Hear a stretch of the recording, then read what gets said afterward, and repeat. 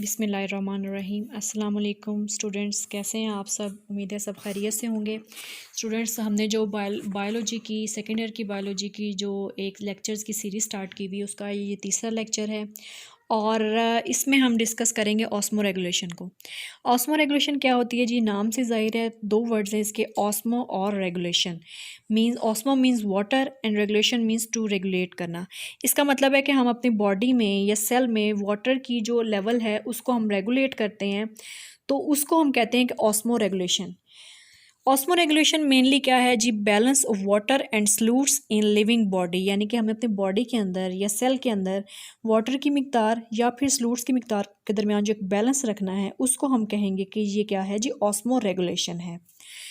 Osmo regulation जो है जी, उसके वो तीन उसके हैं टाइप्स हैं।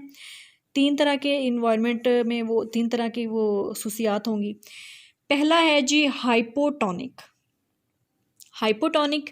दूसरा है हाइपरटोनिक और तीसरी कंडीशन या तीसरी हालत जो है ऑस्मो रेगुलेशन की, वो है जी आइसोटोनिक। अब हम तीनों को डिस्कस कर लेते हैं। पहली जो है हाइपोटोनिक, मैं आपको इसकी टर्मिनोलॉजी के नाम से बता देती हूँ। Hypo means below and tonic जो है वो सल्यूट से रिलेटेड है। हाइपो लफ्ज़ जब आएगा उसका मतलब होगा बिलो, और लेवल से कम, यानी कि कोई लेवल हमने जब सेट किया हुआ है उससे कम कोई चीज़ होगी हम कहेंगे हाइपो, और अगर उस सेट लेवल से ऊपर कोई चीज़ होगी तो हम उसका कहेंगे hyper. Hypotonic means low solute, hypertonic means more solute, and isotonic, iso means same, tonic means salute.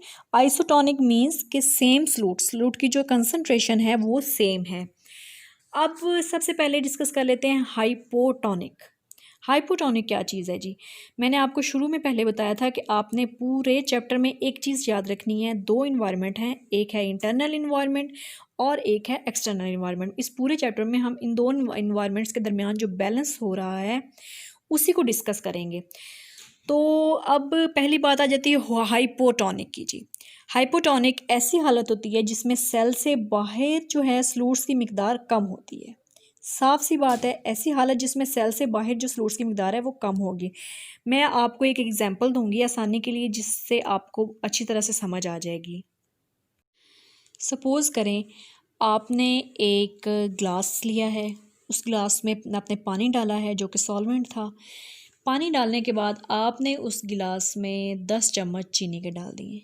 ठीक है जी, 10 चम्मच चीनी के जब आपने डालें, उसको डिज़ोल्व कर लिया, आपके पास एक कंसनट्रेटेड सा एक सॉल्यूशन बन जाएगा। कंसनट्रेटेड सॉल्यूशन वो होगा जिसमें सल्यूट की मिकदार ज़्यादा होगी। अब आपने वो बना लिया है, बना के साइड पे रख लें।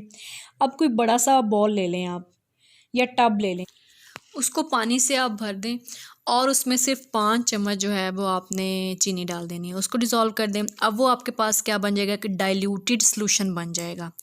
पहला जो हमने बनाया वो कंसनट्रेटेड सॉल्यूशन था, दूसरा जो हमने बनाया वो डाइल्यूटेड सॉल्यूशन था। अब आप उसको ग्लास को उस टब के अंदर रखते हैं। अब दो आपके पास इन्वायरमेंट बन गए हैं, एक इंटरनल इन्वायरमेंट जो ग्लास के अंदर है और एक एक्सटर्नल इन्वायरमेंट जो ग्लास के बाहर है। इंटरनल इन्वायरमेंट जो ग्लास वाला है उसको समझ लें कि एक सेल है और सेल का इंटरनल इन्वायरमेंट है, और बाहर वाला जो है वो सेल के बाहर एक्सटर्नल इन्वायरमेंट है। तो इस तरह से दो इन्वायरमेंट बन गए।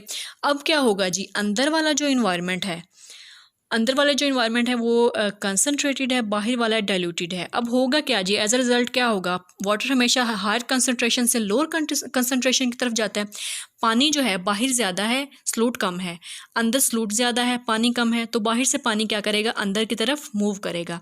सपोज़ कर लें कि जो ग्लास की वॉल्स हैं, ये भी सपोज़ कर लें, साथ साथ सपोज़ करते जाएँ। सपोज़ कर लें कि जो ग्लास की वॉल्स हैं वो परमिएबल है, उससे वाटर जो है वो क्या है जी? मूव कर रहा है बाहर से अंदर की तरफ। अब ज़्यादा कंसनट्रेशन से लोअर कंसनट्रेशन की तरफ जा रहा है, तो सेल क्या हो जाएगा जी? वाटर को गेन कर लेगा और क्या हो जाएगा? टर्जिड हो जाएगा, फूल जाएगा।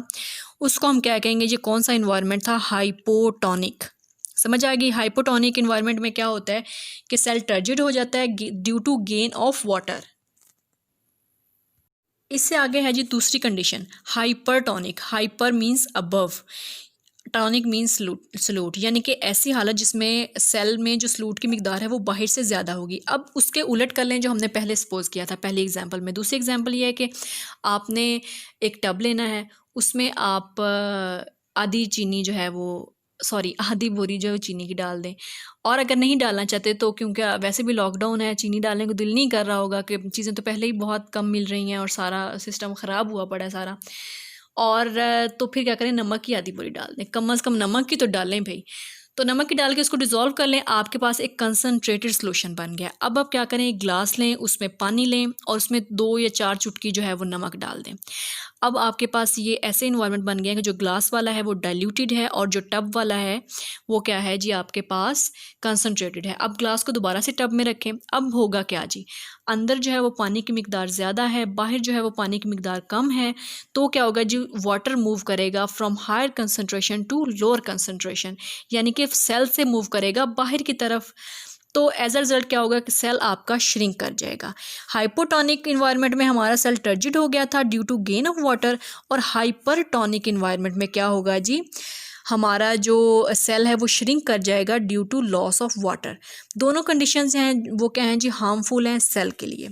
अब तीसरी कंडीशन जो आइडियल कंडीशन है सेल के लिए वो क्या है जी, isotonic. Iso mean same, tonic mean concentration, मतलब जो बाहर की कंसनट्रेशन थी वो भी उतनी ही है एब्सोल्यूट की, और जो टब के अंदर यानी कि एक्सटर्नल इन्वायरमेंट में कंडीशन थी कंसनट्रेशन वो भी सेम है, और जो उसके सेल के अंदर थी यानी ग्लास के अंदर थी वो भी सेम है। इस सूरत में ना वाटर गेन होगा ना ही वाटर लॉस होगा, यानी कि ना गेन हुआ ना लॉस हुआ, तो सेल जो है वो अपनी असली हालत में रहेगा। और ये कंडीशन क्या कहलाएगी जी, आइसोटोनिक। ये तीनों इसकी ऑस्मोरेगुलेशन की 3 कंडीशंस थी, हाइपोटोनिक, हाइपरटोनिक और आइसोटोनिक। आज हमने इनको कवर किया है इस लेक्चर में, और नेक्स्ट इंशाल्लाह हम पढ़ेंगे osmo regulation in plants and osmo regulation in animals.